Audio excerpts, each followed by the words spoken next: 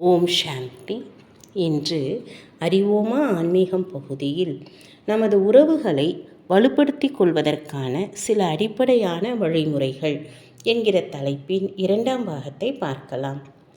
நமது உறவுகள் வலுவாகவும் நிரந்தரமாகவும் இருக்க வேண்டும் என்று நாம் அனைவரும் விரும்புகிறோம்.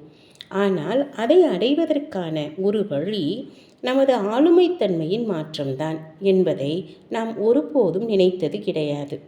மக்களுக்குள் கோபமும் அகங்காரமும் இருக்கும்போது எந்த உறவும் வெற்றிகரமாகவும் பிரச்சனைகள் இல்லாமலும் இருக்க முடியாது.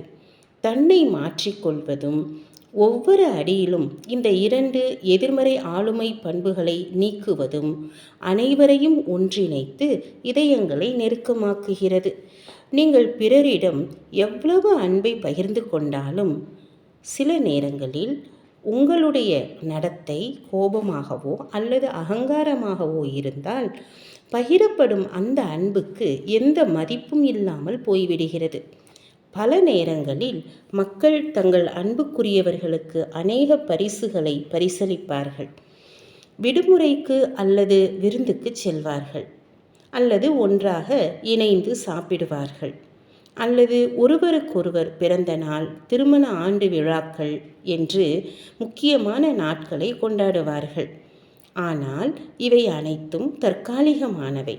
மற்ற நேரங்களில் ஒருவர் தாமதமாக வீட்டிற்கு வந்ததற்காக கோபப்பட்டாலோ அல்லது அவர்கள் தனக்கு ஏன் அழைக்கவில்லை என்று அகங்காரமாகிவிட்டாலோ அந்த உறவு நிரந்தர மகிழ்ச்சியை தராது.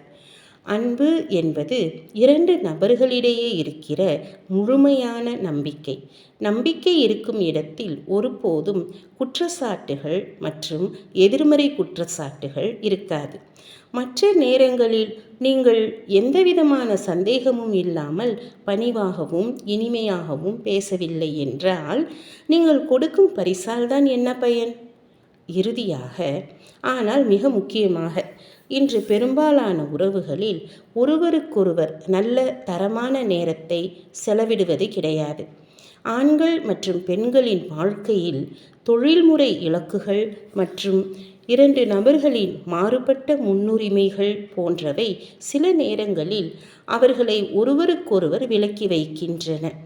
ஒன்றாக நேரத்தை செலவிடுவதும் ஒருவருக்கொருவர் மற்றும் பிற குடும்ப உறுப்பினர்களின் பிரச்சனைகளை பற்றி விவாதிப்பதும் பின்னர் அவற்றை தீர்க்க முயற்சிப்பதும் உறவுகளை அழகாக ஆக்குகிறது.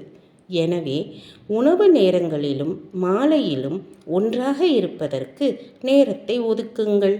மேலும் வீடு மற்றும் அலுவலகத்திற்கு கொடுக்கப்படுகின்ற நேரத்தில் சமநிலையுடன் இருப்பதாலும் நாள் முழுவதும் ஒருவருக்கொருவர் பேசிக்கொள்வதாலும் குடும்பத்தினருடன் இருப்பதாலும் உறவுகளை தொடர முடியும்.